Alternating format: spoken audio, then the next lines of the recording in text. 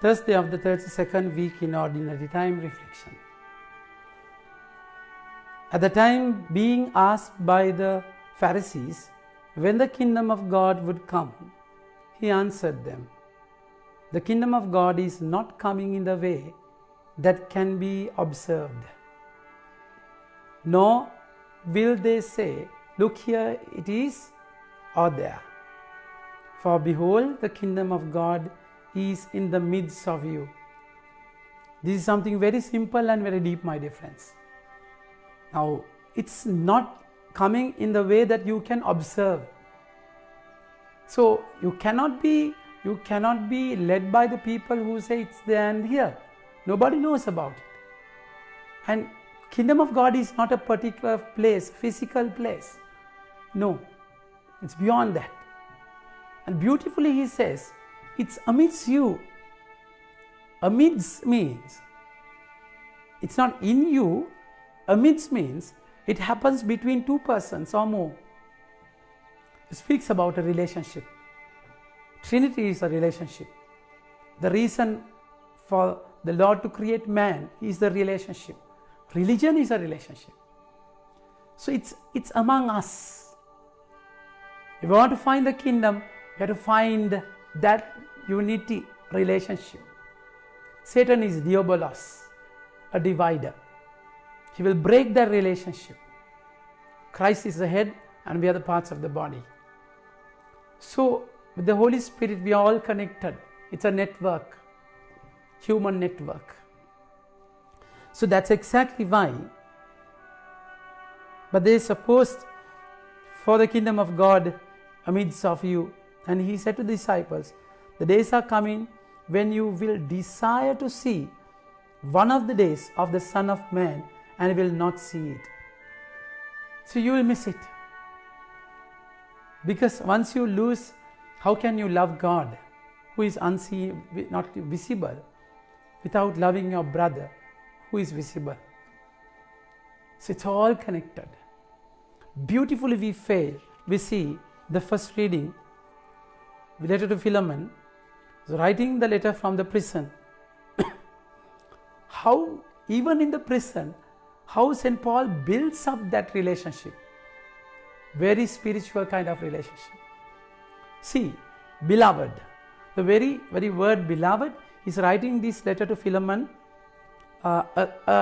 owner of the slave Onesimus, and he's writing. We can presume that he meets this particular person, Onesimus. He considers him as his son. It's a relationship. And he meets him in the prison. It's a relationship. And now he's sending Onesimus. Maybe we assume that he has done something wrong against the master, owner of the slave. So Onesimus is a slave. It's a relationship. And that relationship is broken. And now St. Paul is sending him back to Philimon, which is a relationship. And see, when you read it, you will find that depth of the relationship. I have derived much joy and comfort from your love, my brother, because the hearts of the saints have been refreshed through you. Accordingly, though I am bold enough in Christ to command you to do what is required, yet for love's sake, I prefer to appeal to you. Now St. Paul is saying, I have right to do this. But I ask this with all of love. It's a relationship. That's the kingdom. You don't expect something very different from the ordinary. The ordinary you won't be able to perceive. You won't be able to observe it. It's in you. It's among you. I, Paul, an old man, and now a prisoner also for Christ Jesus. It's a relationship. He's imprisoned because of the Christ, because of the Lord. I appeal to you for my child Onesimus.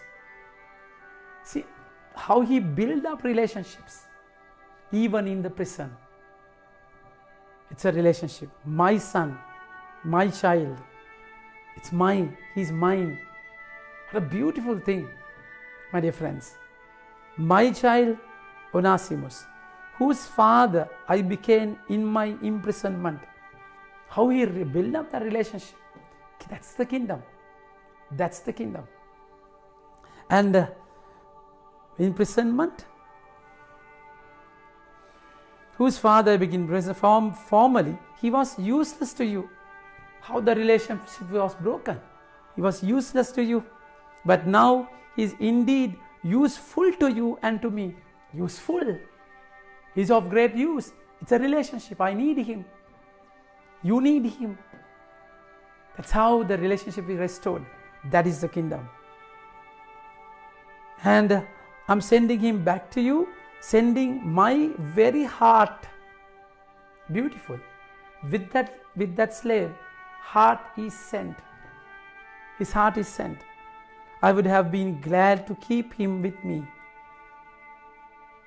I would like to have him with me. It's a relationship. In order that he might serve me on your behalf. I love to have him. He's helping me. That's a relationship. During my imprisonment for the gospel. But I preferred to do nothing without your consent. He's asking from the master. Because slave is a commodity owned by the master. It's a slave trade. There was a trade that time. But I prefer to do nothing without your consent, in order that your goodness might not be not by compulsion, but of your own accord. So St. Paul, without asking, could have kept Onesimus. But then it happens with compulsion. It's now no love, no relationship. It breaks the relationship. Now it's out of love. St. Paul is asking that from Philimon. For this perhaps is why I have parted from you for a while. And that separation for a while, that separation is healthy. In relationship, it's not always together. Saint Mary Magdalene, when Jesus spoke to her, Mary, don't touch me now. That's healthy separation. In relationship, to build up relationship,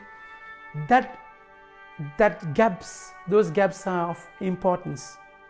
That you might have him back forever. Now see, it's healthy withdrawal. Now he's having him completely. That's the nature of the relationship. No longer as a bond servant, but more than bond servant, a beloved brother. That's how he has grew in that relationship. Especially to me, but now how much more to you, both in the flesh and in the Lord. For if you consider me your partner, receive him as you would receive me. Me and my son are both same. It's a relationship. If he has wronged you at all or owes you anything, charge that to my account. That's a relationship. I, Paul, write this with my own hand. I will repay it to you, to say nothing of your owing me even your own self. Yes, brother, I want some benefit from you in the Lord. Refresh my heart in Christ. So that is the kingdom, my dear friends. That is how you connect with each other. The days are coming when you will desire to see one of the days of the Son of Man, and you will not see it. They will say to you, look there, look here, do not go out or follow them. For the lightning flashes and lights up the sky from one side to the other. So will the Son of Man be in his day. But first he must suffer many things and be rejected by this generation. That suffering is for that relationship. Is a ransom paid because of that relationship. Jesus came to bridge the gap between God and man, to build up that relationship. That is the kingdom. Jesus is the kingdom. He's among you, amidst you, to enjoy that relationship. Build up brotherhood among your brothers and sisters. Think about that relationship. Amen. May God bless you.